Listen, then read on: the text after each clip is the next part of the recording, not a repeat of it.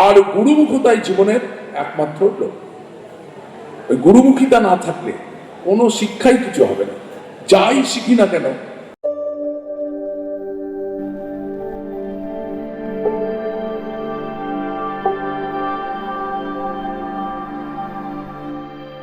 আজকের বিষয়বস্তু হচ্ছে মঙ্গলের আলোকে শিক্ষা এবং সাহিত্য। এই কথাটাই আমার দেশে, ভারতবর্ষের যে প্রাচীন সংস্কৃতি, ঋষি প্রবর্তিত সংস্কৃতিতে এই মঙ্গলের আলোক, এই কথাটাই আলাদা করে আনবার প্রয়োজন ছিল না। কারণ ভারতবর্ষের শিক্ষা সংস্কৃতি সবটাই ছিল মঙ্গলের জন্য। তার মধ্যে যেটাই ছিল মঙ্গল, তার মধ্যেই নিহিত ছিল। আলাদা করে মঙ্গলের আলোকে শিক্ষা, বা তার মানে বলতে হয় অমঙ্গলের আলোকে শিক্ষা হয়েছে বলেই আজকে এই বিষয়বস্তুর অবতারণা। এডুকেশন, শিক্ষার দুটো দিক আছে, আমরা একটু গুলিয়ে ফেলি। আমরা এডুকেশন যেমন শিক্ষা, আবার লিটারেশনও শিক্ষা। আমরা লিটারেশনকে শিক্ষা ভেবে ফেলি, তা নয়। লিটারেশনটা হচ্ছে আমাদের এই পুঁথিগত বিদ্যা, যেটা আমাদের প্রয়োজন পড়ে। আমরা এই সমাজ, এই যা কিছু জীবনের পথে চলতে গিয়ে আমাদের পুঁথিগত বিদ্যার কিছু প্রয়োজন পড়ে, কারণ কাজে কর্মের ক্ষেত্রে পুঁথিগত বিদ্যার প্রয়োজন পড়ে। সেই পুঁথিগত বিদ্যা যাতে মঙ্গলের মধ্যে নিহিত হয়, মঙ্গলের পথে পরিচালিত হয়, তার জন্যই কিন্তু এডুকেশনের প্রয়োজন। এডুকেশন কিন্তু সেখান থেকেই এসছে। ল্যাটিন শব্দ এডুকেশন, এডুকেশনের ল্যাটিন 3টে শব্দ আছে। সেটা হচ্ছে, এডুকেশন এসছে, একটা হচ্ছে এডুকেয়ার, এডুসিয়ার আর এডুকেটাম। এই 3টে ল্যাটিন শব্দ থেকে এডুকেশন শব্দটা এসছে। কি মানে তার? ভারতবর্ষের যে শিক্ষা, সেটাও এসছে শ্বাস ধাতু থেকে। শ্বাস ধাতু কি? অনুশাসন, যা নিয়ন্ত্রিত করে, কন্ট্রোল করে, যা মানুষকে একটা ডিসিপ্লিন। আবার দেখুন, ডিসিপল বা শিষ্য বা যারা শিখবে, শিক্ষার্থী, তাদের ক্ষেত্রে ডিসিপল শব্দটা এসছে, ওটাও এসছে ওই একই রুট মিনিং থেকে, ডিসিপ্লিন। অনুশাসন কি? অনুশাসন হচ্ছে, অনু মানে পশ্চাৎ, শাসন মানে নিজেকে শেখা বা ওই অনুযায়ী চলা। কার পশ্চাতে চলবো? সেই গুরুগৃহে। আমাদের শিক্ষা ব্যবস্থার মূল কিলোকেন্দ্র ছিল গুরু। গুরুগৃহে গিয়ে কিন্তু শিখতে হতো। কি শিখতে হতো? যে তুমি এই এই এই যা যা শিখছো, সেটা হচ্ছে মানব কল্যাণের জন্য। যা কিছু তোমার শেখা, যা কিছু আয়ত্ত অধিগত বিদ্যা, সেটা কিন্তু কল্যাণের উদ্দেশ্যে নিহিত। কখনোই কোনো অকল্যাণকর জিনিস তুমি করতে পারবে না। একটা জিনিস দেখুন, প্রকৃতি কিন্তু আমাদের ভেতরেই কিছু শিখিয়ে পাঠিয়েছে, অথচ আমরা, যেমন একটা কথা বলি, সেটা হচ্ছে এই সমগ্র প্রকৃতিতে সমস্ত কিন্তু কাউকে শিখতে হয় না। তারা কি কিছু জানে না? এই পাখি বলুন, পশু বলুন, যা কিছু আছে, গাছপালা, প্রত্যেকে কিন্তু তার নিজের মতন করে গড়ে উঠছে। সে জানলো কি করে? একটা পাখি অত সুন্দর বাসা তৈরি করছে, সে জানলো কি করে? তার ভেতরে কে তাকে শেখালো? তাকে কি কেউ শিখিয়ে দিয়েছে? কখন তার জীবনযাত্রায় তাকে ডিম পাড়তে হবে, কখন তার সন্তান উৎপাদন করতে হবে, কিভাবে সে সন্তানকে মানুষ করবে, কে শিখিয়ে দিয়েছে? না, ঈশ্বর তার ভেতরে একটা জেনেটিক কোড দিয়েছে। সেই জেনেটিক কোডে সবটা নিহিত আছে। সে কিন্তু তার বাইরে যেতে পারে না। মহামতি কেটে বলছেন, god creates man on his own image. ঈশ্বর সমস্ত প্রকৃতিকে তার একটা নিয়ন্ত্রিত জায়গায় তিনি কিন্তু দিলেন। সে কিন্তু এই নেচার্সের অধীন, যা কিছু জীব জগৎ পশু প্রাণী আছে সে কিন্তু নেচার্সের অধীন। তার মধ্যে নির্দিষ্ট জেনেটিক কোড দেওয়া আছে, সেই অনুযায়ী সে কিন্তু ভেতর থেকেই শিখে উঠছে। আর মানুষকে কি দিলেন? স্বাধীন ইচ্ছা, ফ্রি উইল। মানুষ কিন্তু কিছুই নিজে থেকে শিখে ওঠে না, তার ভেতরে আছে কিছু জেনেটিক কোড আছে, মানুষকে শিখতে হয়, সমস্তটাই শিখতে হয়। মানুষ কিন্তু কিছুই নিজে শিখে উঠতে পারে না। তাকে ওই গুরুগৃহে গিয়ে তার প্রথম গুরু বাবা মার কাছ থেকে, মায়ের কাছ থেকে মানুষের প্রত্যেকটা সন্তানের শেখা শুরু হয়, পরিবারের মধ্যে শেখা শুরু হয়, তারপর গুরুগৃহে গিয়ে শেখা শুরু হয়, এখন স্কুল কলেজ হয়েছে, যা হয়েছে সেখানে গিয়ে তার শেখা শুরু হয়। তাকে প্রত্যেকটা জিনিস শিখতে হয়, কিন্তু প্রকৃতিতে কাউকে কিছু শিখতে হয় না, তার মধ্যে সে নিজেই করতে পারে। আবার প্রকৃতিতে একটা জিনিস কি আছে, সে কিন্তু তার নির্দিষ্ট সীমার বাইরে যেতে পারে না, তার যাওয়ার কোনো ক্ষমতাই নেই, প্রকৃতি তাকে দেয়নি। একটা আমরা বলি হিংস্র জন্তু, বাঘ হিংস্র জন্তু, সিংহ হিংস্র জন্তু, কিন্তু তারা দেখুন, তারা কিন্তু হিংসা করবার জন্য কিন্তু সে করে না, সে নিজেকে বাঁচার জন্য। সবটাই কিন্তু তার যা অ্যাক্টিভিটিস করে নিজেকে বাঁচার জন্য। এই জগতে তাকে বেঁচে থাকতে হবে।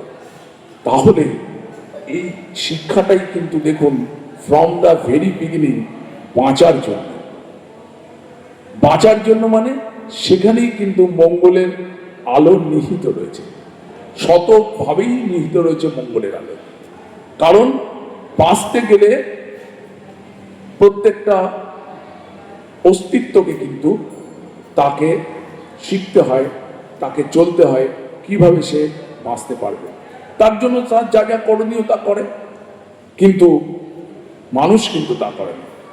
মানুষ কিন্তু তার প্যাশনেট ক্রেভিংস আছে, তার প্রবৃত্তি আছে, তার প্রবৃত্তির অধীনে যতক্ষণ মানুষ থাকে সে কিন্তু তার প্রবৃত্তি অনুযায়ী করে।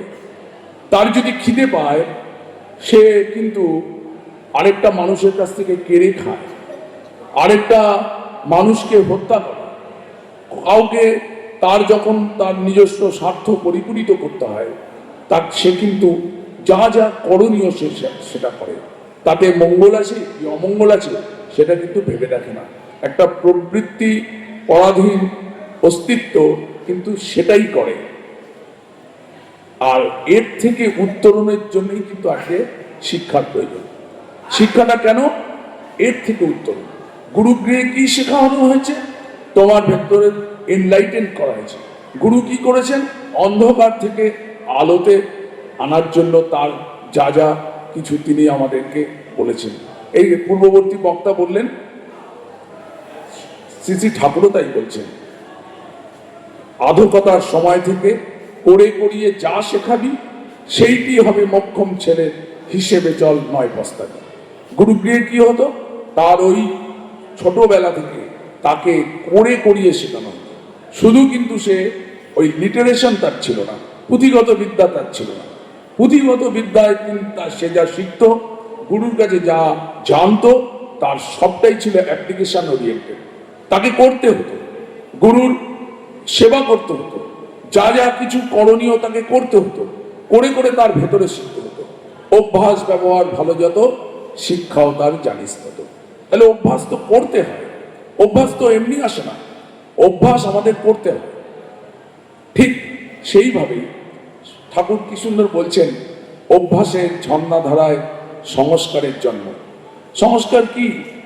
আমার ভেতরের যে প্যাশনেট ক্রেভিংস আছে, আমার ভেতরের যে অন্ধকার আছে, আমার ভেতরে যা কিছু ময়লা আবর্জনা পড়েছে সেটাকে পরিষ্কার করো, পরিশ্রুত করো। সেটা পরিশ্রুত কি করে করতে পারবে? লিটারেশনে নয়, পুঁথিগত বিদ্যায় নয়। পুঁথিগত বিদ্যা বলবে এটা করো, সে ওটুকুনি শুনবে, কিন্তু যেই তার প্যাশনেট ক্রেভিংস তাকে ঘিরে ধরবে সে কিন্তু সেই অনুযায়ী সে পরিচালিত হবে, পুঁথিগত বিদ্যার অনুযায়ী সে পরিচালিত হবে না। কখন সে পরিচালিত হবে সেই মঙ্গলের পথে? যদি তার মধ্যে অভ্যাস থাকে, নিত্য অভ্যাস থাকে। কি সুন্দর ঠাকুর আমাদেরকে নিত্য অভ্যাসে পরিচালিত করলেন, ইষ্টভৃতি করার কথা বললেন, অতি প্রত্যুষে ইষ্টভৃতি করার কথা বললেন, থানকুনি পাতা খাওয়ার কথা বললেন, আমাদেরকে যজন যাজন সস্তায়নীর কথা বললেন। এইগুলো কেন? আমার ভেতরে যাতে আমি আমার সেই অন্ধকার থেকে আমি আলোতে উত্তরণের পথ পাই, আমি ওই অনুশাসনে চলে, ওই শ্বাসধাতু যেখান থেকে শিক্ষা উৎপত্তি হয়, ওই অনুশাসনে চলে, ওই তার পথে চলে, তাকে অনুসরণ করে চলে আমার ভেতরে একটু একটু করে বোধ গজাতে থাকে, শিক্ষা গজাতে থাকে, আমার জেনেটিক্সের মধ্যে ছাপ ফেলতে থাকে। তখন কিন্তু ওই শিক্ষাটা হয় অটুট। না হলে কি হবে? না হলে ওই বিজ্ঞান, ওই আধুনিক যা কিছু শেখা, তার মাধ্যম দিয়ে অস্ত্র তৈরি করবে, হাজার হাজার মানুষকে হত্যা করবে, হাজার হাজার সভ্যতা ধ্বংস করবে। কারা করছে? এই শিক্ষিত মানুষেরাই করছে, তথাকথিত শিক্ষিত মানুষেরা করছে, যারা প্রচুর ডিগ্রিধারী। তাদের মাধ্যম দিয়ে কিন্তু মারণাস্ত্র তৈরি হচ্ছে। তারাই কিন্তু কি করে একটা সভ্যতাকে ধ্বংস করা যায়, কি করে বহু মানুষকে অতি অল্প সময়ের মধ্যে হত্যা করা যায়, তার প্রকরণ বার করছে, কলাকৌশল বার করছে। কখন সে বার করবে না? যখন তার কেন্দ্রে ওই গুরু থাকবেন, যখন সেই উপনিষদের ভাষায় তমসার থেকে সে আলোর পথে আসবে, তমসমা জ্যোতির্গময়। যখন সে তমসার থেকে আলোর পথে আসবে, গুরুকে অনুসরণ করে তার মধ্যে ভালোবাসা স্প্রাউট করবে, গজিয়ে উঠবে ওই অভ্যাস ব্যবহারের মধ্যে দিয়ে, তখন সে কিন্তু ওই মারণাস্ত্র করতে পারবে না। সে, ঠাকুর বলছেন আলোচনা প্রসঙ্গে 23 খণ্ডে, যে আমার মনে হয় আমেরিকানরা বড্ড, যাকে বলে বেবদা। পড়ে দেখুন 23 খণ্ডে, কেন? ভালোবাসা তাদের মধ্যে গজিয়ে উঠল না। তারা একটা অ্যাটম বোম মেরে তারা একটা বিরাট সভ্যতা ধ্বংস করে দিল। আজকেও তারা তাই করছে, বিভিন্ন জায়গায় তাই করছে। শিশুদের চিকিৎসা স্কুলে তারা বোম মেরে হাজার হাজার শিশুকে হত্যা করেছে। পারবেন আপনি? ঠাকুর তাই বলছেন, জেসাস ক্রাইস্ট তাই বলছেন, হযরত রসুল তাই বলছেন, কেউ বলছেন না। যারা ধর্ম প্রবক্তারা এসছেন, যারা আমাদেরকে সেই আলোর শিক্ষায়, আলোর পথযাত্রী, যারা আলোর দিকে আমাদেরকে ঠেলে দিয়েছেন, তারা কি তাই বলছেন? তাই বলছেন না। সেই জায়গায় দাঁড়িয়ে কি হলো? সাহিত্য হচ্ছে তার একটা লিভিং ডেমনস্ট্রেশন। মানুষ কিভাবে একটা সংসার তৈরি করবে, কিভাবে সমাজে বন্ধুত্ব করবে, কিভাবে সমাজে বিভিন্ন রিলেশনসগুলোর সাথে চলবে, তার একটা জীবন্ত প্রতিরূপ হচ্ছে সাহিত্য। সাহিত্য শব্দটার মধ্যেই আছে হিত, স্বহিত। তাহলে হিত যদি না থাকে, একটা কাহানি হলো, সেই কাহানির মধ্যে থেকে মানুষ হিংসার উপকরণ পেল, মানুষ আরো কাউকে মারবার প্রণোদনা পেল, মানুষ কাউকে ক্ষতি করবার ইচ্ছা তার মধ্যে জাগরুক হয়ে উঠল। যে সাহিত্য, যে সিনেমা, যে নাটক, যার মধ্য দিয়ে মানুষের মধ্যে হিংসা, বিদ্বেষ এগুলো তৈরি হলো, সেটা কি সাহিত্য? সেটা সাহিত্য নয়। কারণ সাহিত্য শব্দটার মধ্যেই কিন্তু তার ডেফিনেশন রয়েছে, স্বহিত, যার হিত বহন করে আনবে। আমার ভারতবর্ষের আর্য শিক্ষা সংস্কৃতি এই ছিল মূল উদ্দেশ্য, যা মানুষের ভেতরের যা কিছু গুণগুলোকে বার করে নিয়ে আসবে, সেটাই হচ্ছে শিক্ষা। সেই শিক্ষা আজকে আমাদের প্রয়োজন। সেই শিক্ষা পেতে চাইলে কি করতে হবে? এই গুরুর দীক্ষা নিতে হবে, গুরুর অনুসরণ করে চলতে হবে। প্রত্যেকটা পরিবারকে, তার সন্তানদেরকে ওই গুরুমুখী করতে হবে। আর গুরুমুখতাই জীবনের একমাত্র লক্ষ্য। ওই গুরুমুখিতা না থাকলে কোনো শিক্ষাই কিছু হবে না। যাই শিখি না কেন, প্রচুর আমার জ্ঞান বুদ্ধি হতে পারে, আমার ডিগ্রি হতে পারে, কিন্তু আমার কোনোটাই কাজে লাগবে না যদি গুরুমুখিতা না থাকে, গুরু আমার জীবনের সর্বাগ্রে না থাকে। কাজেই আপনাদের কাছে আজকে সময় অত্যন্ত স্বল্প, আরো পূর্ববর্তী বক্তারা বলেছেন, আরো পরবর্তী বক্তা আছেন, অনুষ্ঠান শেষও করতে হবে। কাজেই একটাই জিনিস আপনাদের কাছে আবেদন করব বা আমার স্বনির্বন্ধ অনুরোধ থাকবে যে শুধু নিজেরা নয়, বাড়ির প্রত্যেককে, বাড়ির ছোট ছোট শিশু ছেলে মেয়েদেরকে একদম ঠাকুর ছাড়া আর কিছুর সাথে সংযুক্ত রাখতে দেবেন না। ঠাকুরমুখী করুন, দেখবেন বাকি যা কিছু আসবে তারা নিজেরাই আস্তে আস্তে অ্যাডজাস্ট করতে পারছে। এই যে আমাদের বহির জগৎ, সেই জগৎ আজকে যে চলনে চলছে, আজকে ঠাকুর বলেছিলেন তুমি থাকবে কিনা সন্দেহ, সেই জায়গায় দাঁড়িয়ে পড়াশোনা সব কিছু থাকবে, কিন্তু সর্বাগ্রে ঠাকুরকে তাদের মাথায় সেট করুন। পরবর্তী প্রজন্মের মধ্যে ঠাকুরকে যত সম্ভব বেশি করে এবং নিজেরাও তাকে ধরে চলুন, দেখবেন সমস্ত শিক্ষাই কিন্তু ওই ভুলগুলো সব ফুল হয়ে ঝরে পড়বে।